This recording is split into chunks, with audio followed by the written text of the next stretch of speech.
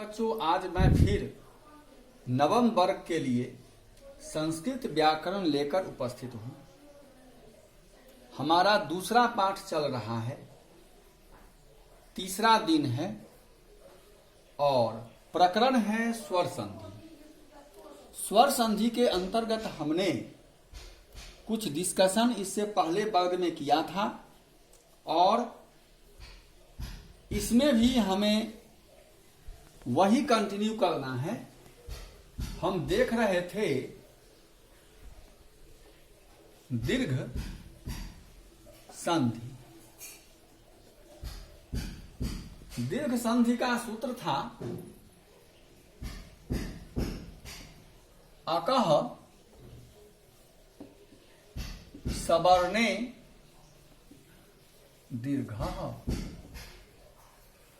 इसमें हमने आपको बता दिया था कि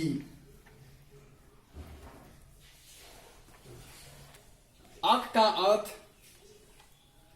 अ, ई, उ, री, ये चार अक का अर्थ। तो अ और आ सवर्ण हुए,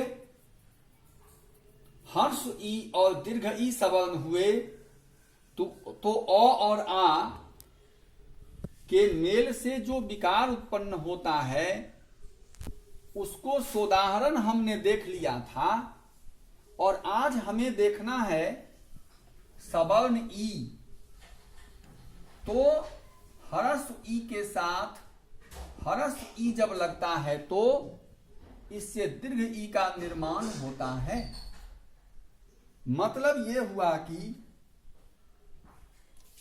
यदि प्रथम पद के अंत में हर्ष ई हो और दूसरे पद के शुरू में भी हर्ष ई हो तो दोनों मिलकर दीर्घ ई हो जाते हैं।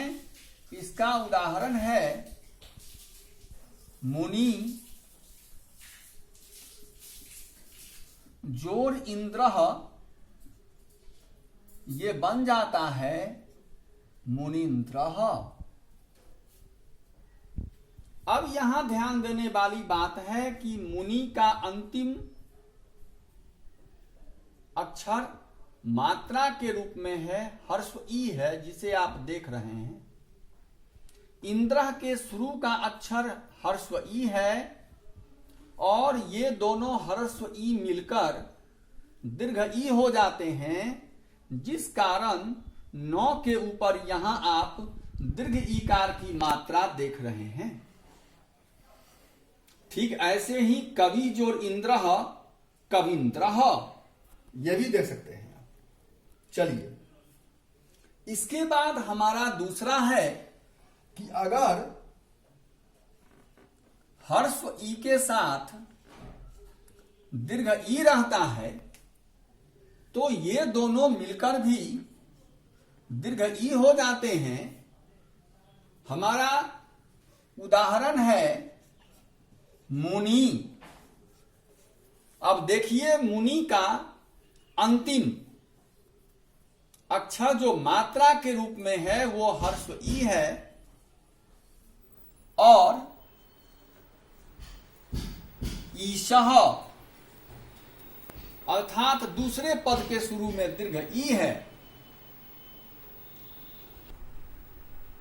इस प्रकार दोनों पद मिलकर बन जाते हैं मुनीसः।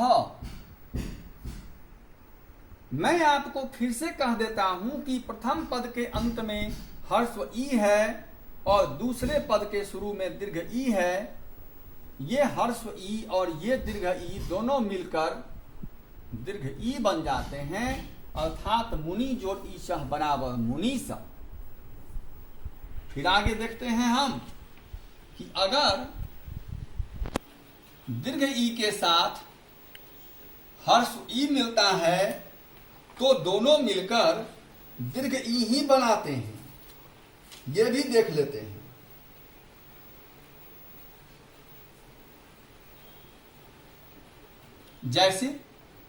जैसे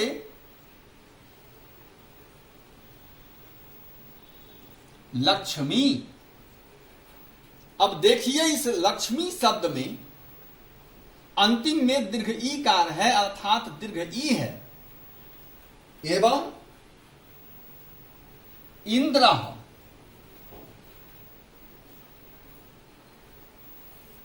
इस शब्द के शुरू में हर्स्व ई है। ये दोनों दीर्घ ई और हर्स्व ई मिलकर दीर्घ ई बनेंगे तो बन जाएगा लक्ष्मींद्र। इस प्रकार हमने 3 तरह का सम्मिलन देखा। हर्ष ई के साथ हर्ष ई का सम्मिलन, हर्ष ई के साथ दीर्घ ई का सम्मिलन, दीर्घ ई के साथ हर्ष ई का सम्मिलन, और फिर अब अंतिम में हम देखते हैं दीर्घ ई के साथ दीर्घ ई का सम्मिलन, और ये दोनों मिलकर भी दीर्घ ई हो जाते हैं। अब कहिएगा उदाहरण, रजनी जोर ईसह। देखिए रजनी जोर ईसह क्या बनेगा, तो दीर्घ ई जो दीर्घ ई बराबर दीर्घ ई, ये बन जाएगा रजनीसह। बेहतर होगा कि जिस समय आप संस्कृत का वीडियो देख रहे होते हैं उस समय यदि आप व्याकरण की पुस्तक को भी अपने पास रखें तो समझने में आपको काफी सहायता होगी। तो इस प्रकार हमने ई का सवर्ण मिलन देखा और स्पष्ट हुआ कि हर्ष ई के साथ हर्ष ई, हर्ष ई के साथ दीर्घ ई, दीर्घ ई के साथ हर्ष ई या दीर्घ ई के साथ दीर्घ ई, ये किसी भी तरह यदि मिलेंगे तो दीर्घ ई का ही निर्माण होगा। अब हम जरा देख लेते हैं हर्ष उ और दीर्घ उ। तो आज हम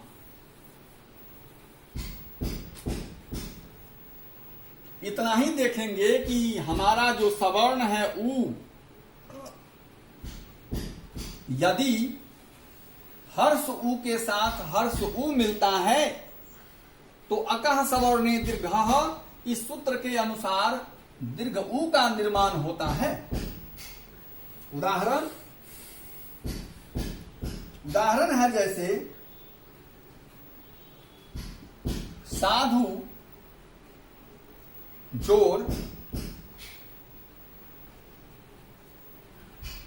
उपदेशः।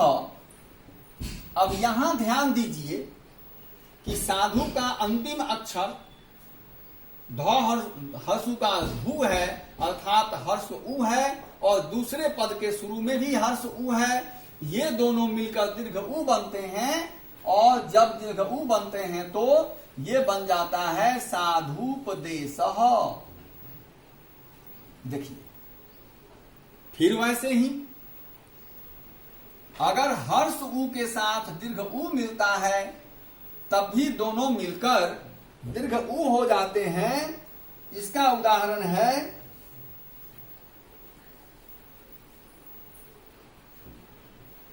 भानु जोर उक्ति ही, या भानु जोर, यहां दीर्घ उ चाहिए तो भानु जोर ऊर्जा, भानु जोर ऊर्जा, ये बन जाता है भानुर्जा। देखिए इसी प्रकार दीर्घ उ के साथ हर्ष उ मिलता है तो दोनों मिलकर दीर्घ उ हो जाते हैं। उदाहरण है हमारा बधू जोर उत्सवः, ये बन जाता है। फिर दीर्घ उ के साथ हर्ष उ मिलकर दीर्घ उ बनेगा और ये हो गया बधूत्सवः।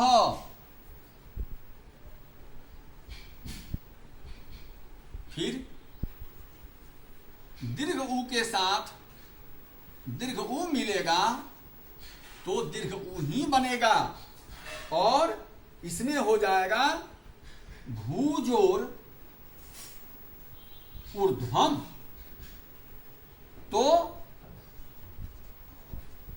अब हम ध्यान देते हैं कि भू के अंत में दीर्घ ऊकार है अर्थात दीर्घ ऊ है और ऊर्ध्वम के शुरू में भी दीर्घ ऊ है, दोनों मिलकर दीर्घ ऊ होता है तो शब्द बन जाएगा भूर्ध्वम। इस प्रकार हमने अभी तक सवर्ण अ आ, सवर्ण ह्रस्व ई दीर्घ ई और सवर्ण हर्ष उ दीर्घ उ का सम्मिलन और उससे उत्पन्न होने वाले विकारों को उदाहरण के साथ देखा। आप इन्हें याद करें। That's all.